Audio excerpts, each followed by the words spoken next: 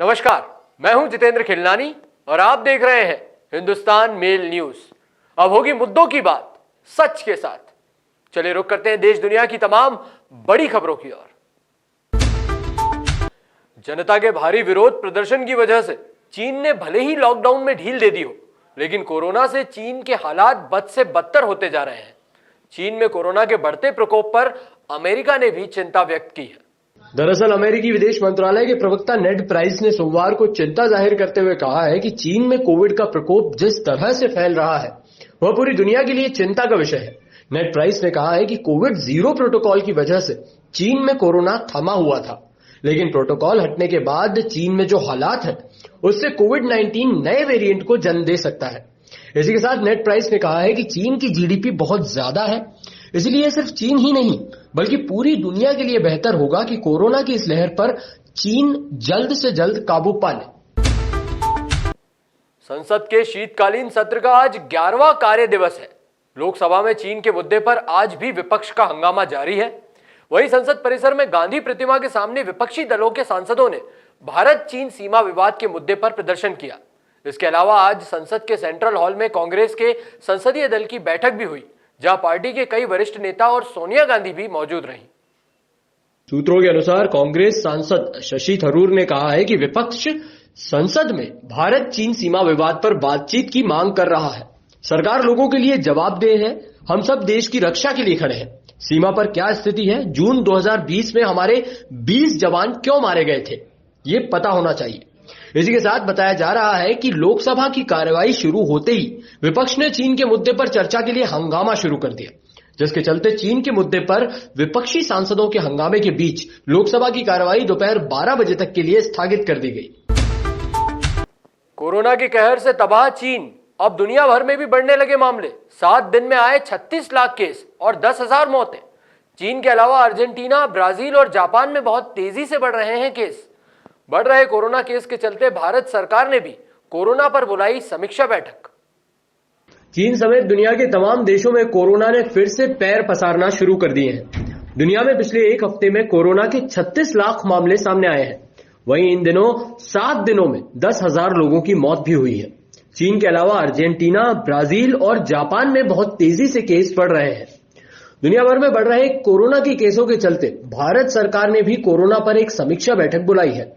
इसी के साथ कोरोना के बढ़ते हुए केसों को देखते हुए भारत सरकार भी अलर्ट मोड पर आ गई है।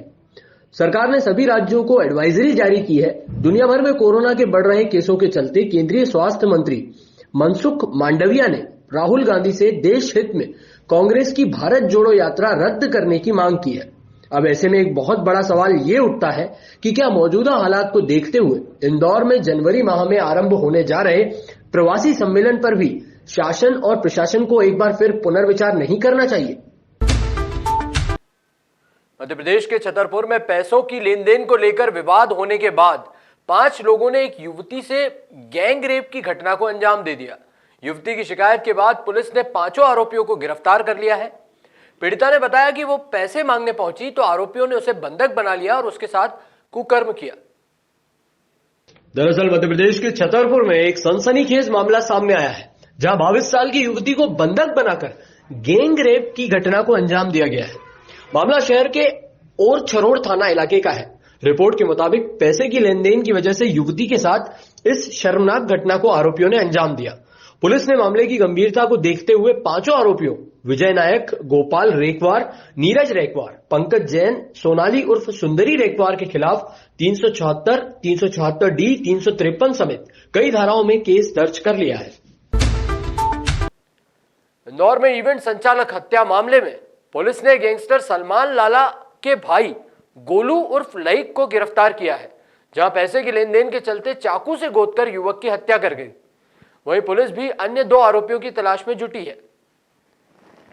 विगत पिछले दिनों MIG थाना क्षेत्र की छोटी खजरानी में पैसे के लेन देन को लेकर हुए विवाद के बाद गैंगस्टर सलमान लाला के भाई गोलू उर्फ लईक उसके अन्य साथियों ने मिलकर चाकू से गोदकर इवेंट संचालक तुषार सिंगर की बेरहमी से हत्या कर दी थी। मामले में पूर्व पुलिस ने 2 आरोपियों को हिरासत में ले लिया था। वहीं मुख्य आरोपी गोलू उर्फ लईक फरार चल रहा था, जिस पर 10,000 रुपए का इनाम भी घोषित किया गया है। जहां क्राइम ब्रांच और एमआईजी थाना पुलिस ने संयुक्त कार्रवाई करते हुए आरोपी को गिरफ्तार किया है। पकड़े गए आरोपी पर पूर्व में भी आपराधिक रिकॉर्ड दर्ज है। वहीं पुलिस हत्याकांड से जुड़े अन्य 2 और आरोपियों की तलाश में जुटी हुई है।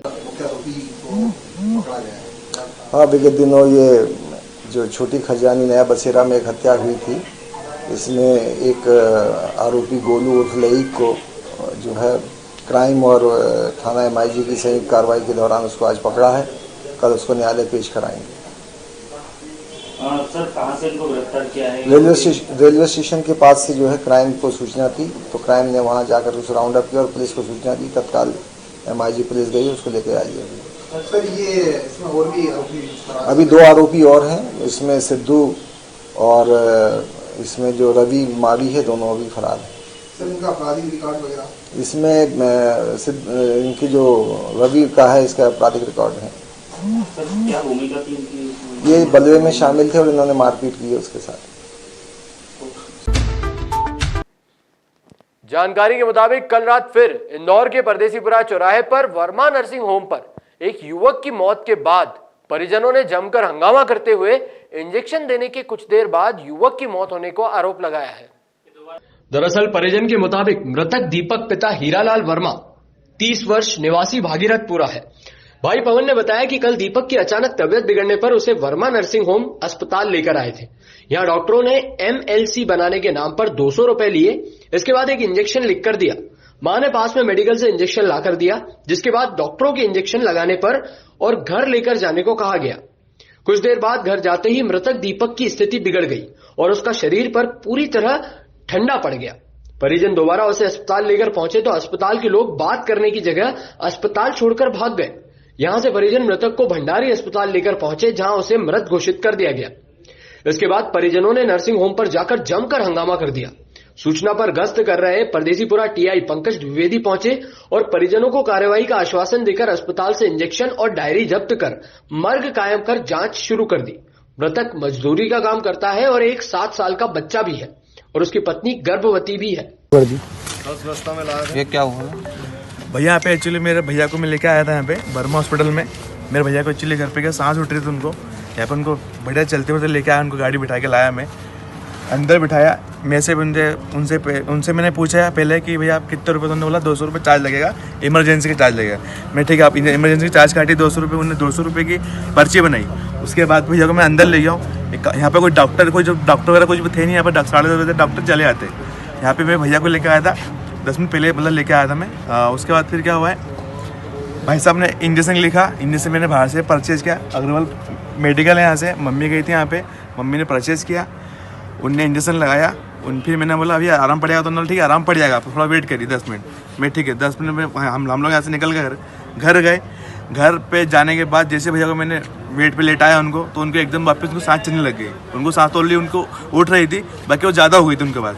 उसके ज़्यादा होने के बाद उनको क्या एकदम से वो घबराहट होने लगी उनको। मैंने भाई उनसे पूछा, मैंने क्या हुआ उनको बताओ, तो बोलता भैया कुछ नहीं हो।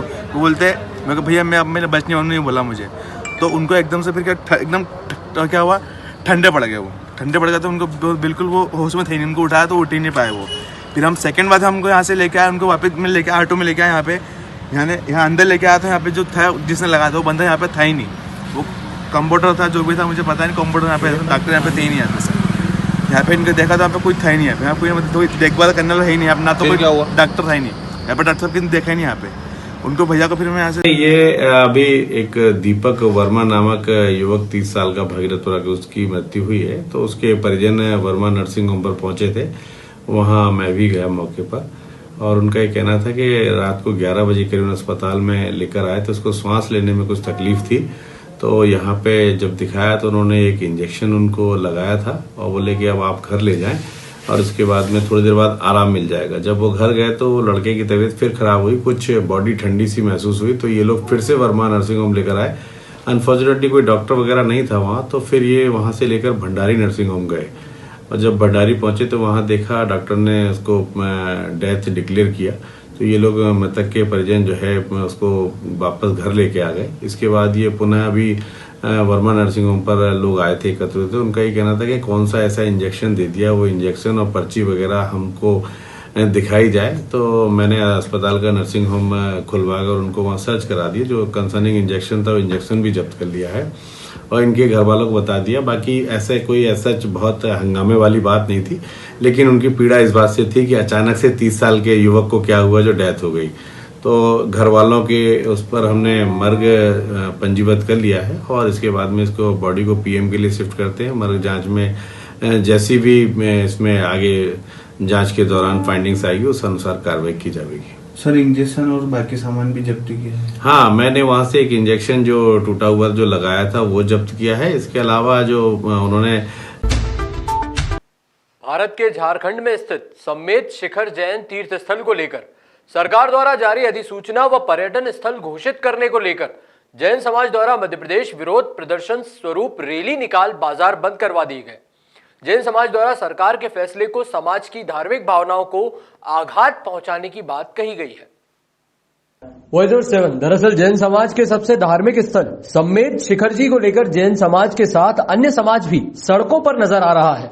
पिछले दिनों जैन समाज के संतों ने सम्मेत शिखर जी के पर्वत को तीर्थ स्थल घोषित करने और कुछ हिस्से में एक प्राणी अभ्यारण्य बनाने के लिए सरकार की अधिसूचना जारी करने पर विरोध जाहिर किया था और उन्हीं के ऐलान पर 21 दिसंबर को पूरे देश सहित मध्य प्रदेश और सबसे सुरक्षित शहर इंदौर में तमाम व्यापारी संगठनों द्वारा अपने दुकानों पर ताले लगवाकर जैन समाज के विरोध में शामिल हुए हैं। इसी के साथ जैन समाज द्वारा सराफा बाजार, कपड़ा बाजार, मरोठिया छावनी, अनाज मंडी सहित तमाम व्यापारिक संगठनों ने इस विरोध को लेकर अपनी दुकानें बंद रखी है। शिखर जी का काला कानून वापस लो, वापस लो। शिखर जी का काला कानून वापस लो, वापस लो। आज हमारे साथ है, कल तुम्हारे साथ होगा। तमाम बाजारों बंद का आह्वान किया गया था और आज सराफा बाजार से लेकर चपड़ा बाजार और छावनी तक बंद है। और इस आप देख सकते हैं किस तरीके से यहाँ पर आंदोलन दिखाया जा रहा है और किस तरीके से ये आंदोलन यहाँ पर किया जा रहा है। सर किस तरीके का ये आंदोलन है? ये आंदोलन 20 तीर्थंकरों और कोड़ा कोड़ी मुनिराजों की मोक्ष स्थली हमारा पवित्र स्थल तीर्थराज सम्मेत शिखर पर जो सरकार द्वारा पर्यटन स्थल घोषित किया गया है उसके विरोध में आज जैन समाज का, चाहे वो श्वेतांबर हो चाहे दिगंबर हो, हमारा ना तुम्हारा ये जो पूरे विश्व का जो जैन धर्म का जो अहिंसात्मक कार्रवाई चल रही है इसके हम विरोध में शिखर जी को जो पर्यटन स्थल घोषित किया है उसके विरोध में यह रैली निकाली गई है। और यह रैली इंदौर नहीं, पूरे एमपी नहीं, पूरे भारतवर्ष में एक साथ निकाली जा रही है। हम इसका पुरजोर तरीके से विरोध करेंगे। जब तक यह कानून वापस नहीं होगा तब तक यह साल भर तक चलता रहेगा, चाहे 2024 के लोकसभा चुनाव तक भी यह विरोध जारी रहेगा। मैं वीरेंद्र बड़जात्या। ये आप देख सकते हैं किस तरीके का आंदोलन है, पूरे देश में संचालित होने की बात की गई है। आज कई बाजार यहाँ पर बंद है।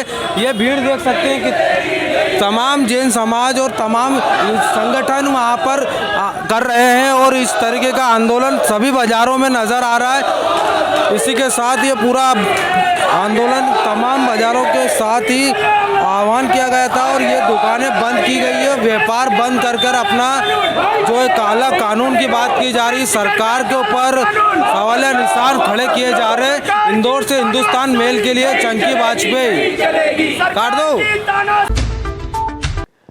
इसी तरह की और भी खबरों के लिए आप देखते रहिए हिंदुस्तान मेल न्यूज, जिसके लिए आप हमारे चैनल को सब्सक्राइब करना न भूलिएगा। धन्यवाद।